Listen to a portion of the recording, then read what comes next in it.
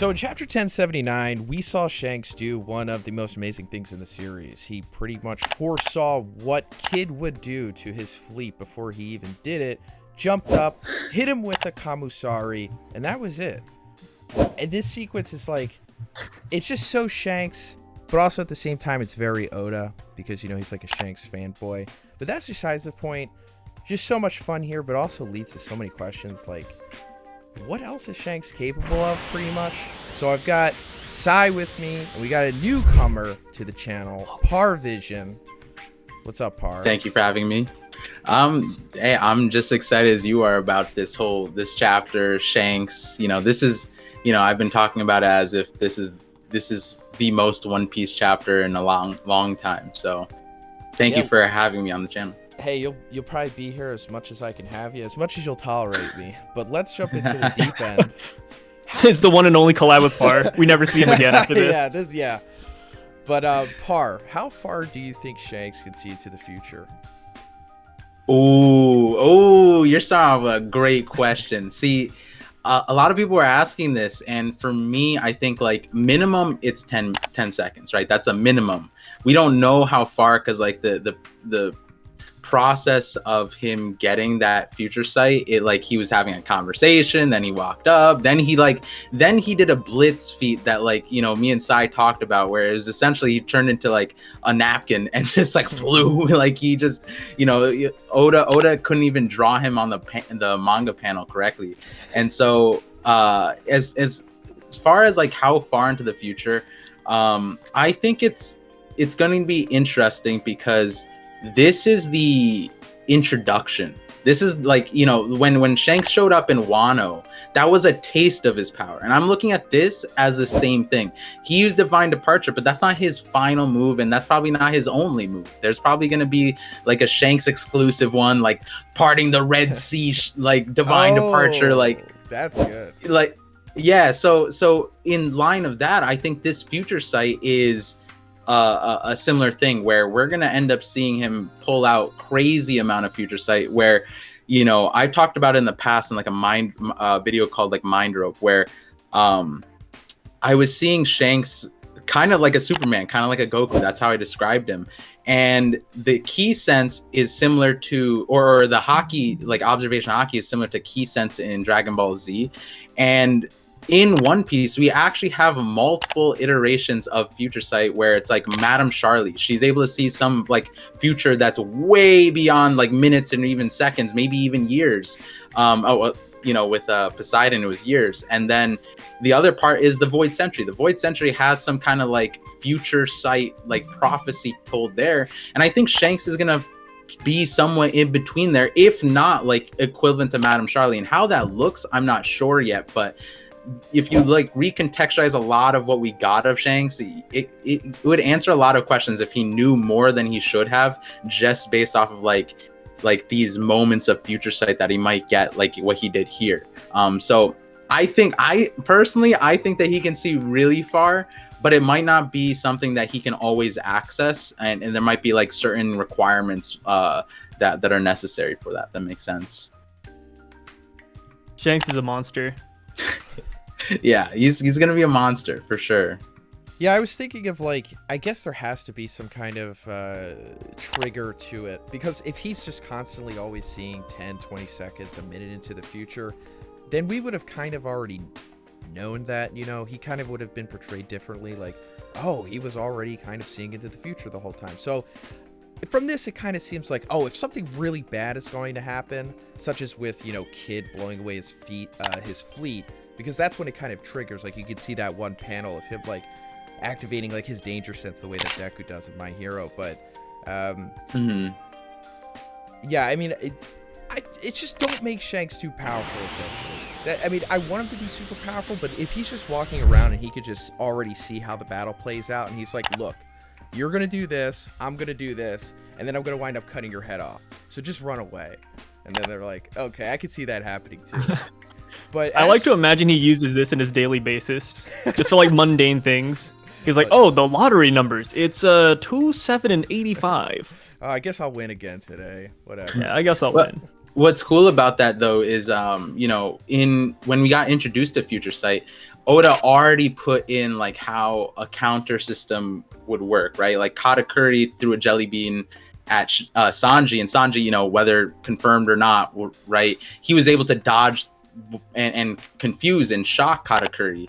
And for those of you guys watch film Red, like the way that Shanks like spoke to Katakuri in that moment, it kind of like plays, he kind of like made Katakuri feel like a baby. He's just like, oh, like don't get too ahead of yourself. And then like we always thought Katakuri as like the future sight god, but then, you know, in comes Shanks, and I wouldn't be surprised, and as how it like functions within the story. I don't know if it's gonna be like, you know, if him and Mihawk clashed, I think it would be like they're moving so fast that they can't process all the future sight, and it might be when it comes to that level of it, it won't feel as like they can see how everything ends up, more so that like each of them are capable of changing blitz like 5 seconds in the future, 10 seconds in the future, that kind of a thing.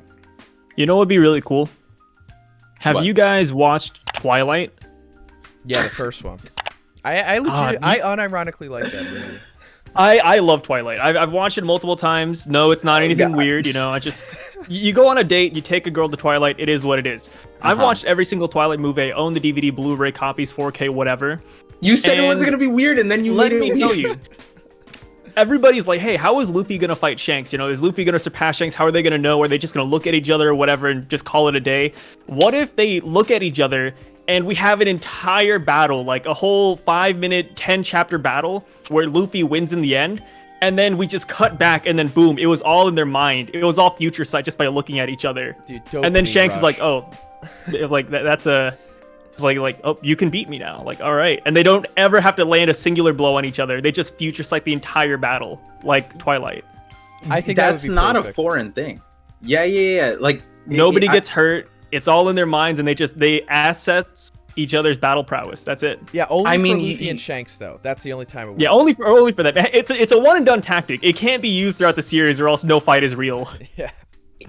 I think that's like, you know, how some of these guys, like you want to ask yourself, like, how did Shanks stop Kaido when Kaido was trying to interrupt Whitebeard from coming to Marineford, right? Clearly they didn't fight, right? Otherwise there'd be damage that we'd see or understand, or they would tell us about or something like that. But Shanks still was fine, and Kaido looked fine, and so was King, because apparently it was Kaido and King. And it might have been that kind of a situation because I don't remember if the manga had like an insertion of this, but the anime played it really interesting, where there was a moment where before Luffy, oh yeah, it was off screen, Luffy's like falling off the island, but just before that, Kaido has an entire like hallucination of his fight with Luffy. I forget what episode it was, and it's completely hallucination, and then he just knocks Luffy off, and he's like, dang, like I lost like my senses right there. So what Sai just described, the anime actually kind of did with Kaido already. And Kaido has future sight, and, you know, putting Kaido into perspective, if you were to come back in the story, I think he would be someone like on that tier that would be able to just like look at somebody and be like, yeah, this isn't the time to fight right now, because they could like clash in future sight, which would be a really cool thing, I think, conceptually at least.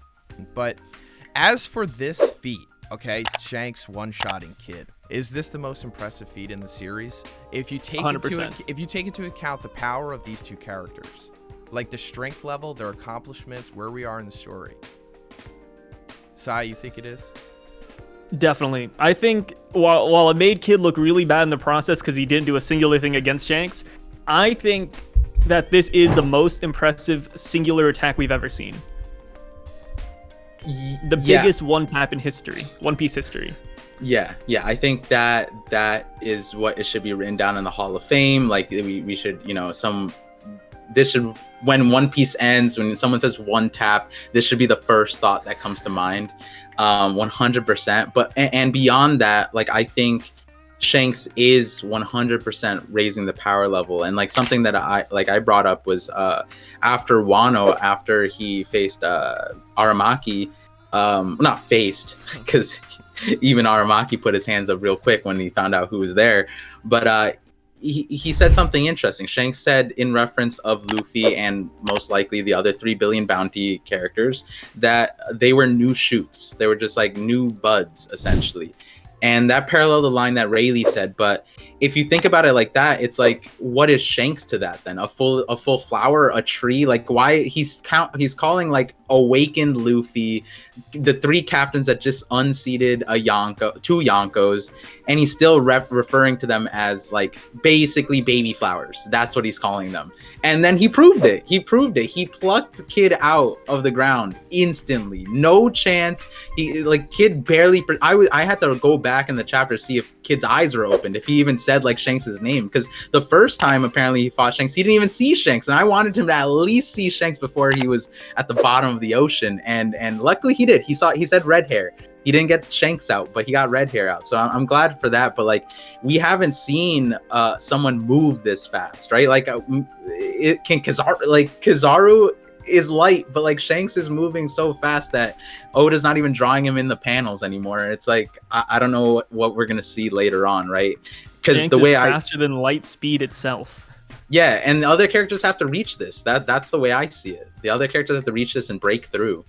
Do you think that's what Oda is insinuating here in these panels? Because if you go from the page where Shanks is looking and jumping at Kid, he's like, I knew it. And then Kid is like, red hair. And then the next page is just Shanks way closer to the camera. And then Kid's looking at him like, oh no. So is that like insinuating that he was just instantly in front of his face like that? I mean, he had a time limit, right? So Kid said he would destroy all the ships in 10 seconds.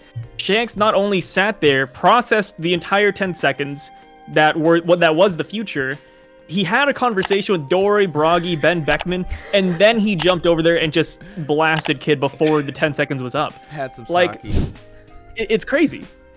And on top of that, right? Like, I think, you know, I got the memes out. Me and Sai got the memes out on the live reaction. But like, truthfully, I don't think even like in all the anime I've seen, like where the right hand actually goes to try and protect the captain, or like, you know, the appropriate parallels here, and they don't even make it there, but they're still like basically dead. Like, Killer didn't make it to the clash. He didn't stand in front of Kid, nothing. But then they're like, it got Killer too when he stepped in to protect him. But like, when you look at it, Killer's not even there. His face his mask is cracked, and it's just like, bro, how did he die to splash damage? Apparently, his crew thinks he died to splash damage. It's so wild to me. Unlike Kid, Killer was going in for protection. He was going in with his guard up too.